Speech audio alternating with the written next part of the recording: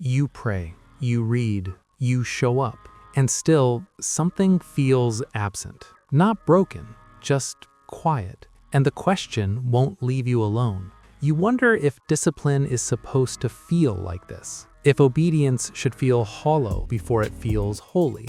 If silence means you are doing something wrong. You don't doubt God exists. You doubt whether your effort still matters. And that doubt makes every routine heavier. You open scripture, but the words don't rise. You bow your head, but nothing stirs. You keep going, yet you feel unseen. That confusion is not small, because if discipline feels dry, you begin to fear that faith itself is thinning, and you don't know how to say that out loud. So you keep moving, not because you feel strong, but because stopping feels dangerous. And that quiet persistence exhausts you. You tell yourself this is just a season, but the season keeps stretching, and patience starts to feel like denial. Then a thought slips in. Maybe discipline is meant to reward you.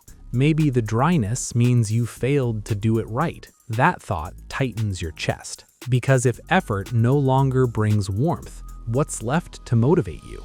And you're afraid of the answer. You remember how it used to feel, when obedience carried energy, when prayer felt alive instead of necessary. Now, it feels mechanical, and you fear becoming someone who obeys without love, or worse, someone who quits quietly. You ask yourself whether God withdraws when you disappoint him, whether dryness is punishment disguised as silence. And that question lingers longer than you want. How long, Lord, will you forget me forever? Psalm 13:1.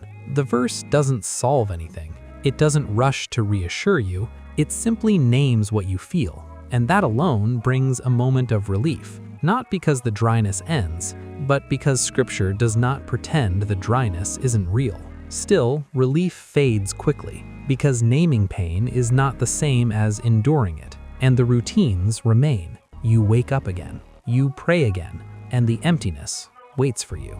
Now the stakes feel higher, because you are no longer asking for feeling, you are asking for meaning. You begin to notice something uncomfortable. Your discipline hasn't stopped, but your expectations haven't adjusted. You wanted closeness as proof, you wanted warmth as confirmation, and without them, obedience feels unpaid. That realization unsettles you, because it means discipline was never just about faithfulness, it was also about outcome. And now, the outcome is gone, so the discipline feels exposed, stripped of its emotional return. But when you pray, go into your room and shut the door. Matthew 6:6. The verse doesn't promise sensation. It doesn't offer experience. It removes the audience. And slowly, another tension rises. What if dryness is not absence? What if it is privacy? That thought does not comfort you, because privacy means no feedback, and no feedback forces honesty. You realize how much reassurance you relied on, how often feeling close replaced choosing faithfulness, and how unsettling it is to obey without reward. So the dryness presses harder, not because God is far, but because illusion is being stripped away. You want relief, but relief would interrupt the work happening underneath, and that thought makes you uneasy. You ask whether discipline without feeling still counts, whether unseen obedience still shapes anything, and you fear that the answer may demand more patience than you have. Blessed is the one who remains steadfast under trial. James 1:12. Again, no explanation, no timeline, just endurance named as blessing. That brings temporary steadiness, because Scripture honors persistence without applause. But the dryness still lingers, and now it feels heavier, because you see the purpose, but you still have to live it. Understanding does not shorten the road. Another question surfaces. What if dryness is not a failure of discipline, but a deepening of it? What if God is training you to obey without leaning on emotion, to remain without being carried, to choose Him when nothing in you is rewarded? That reframing costs you something.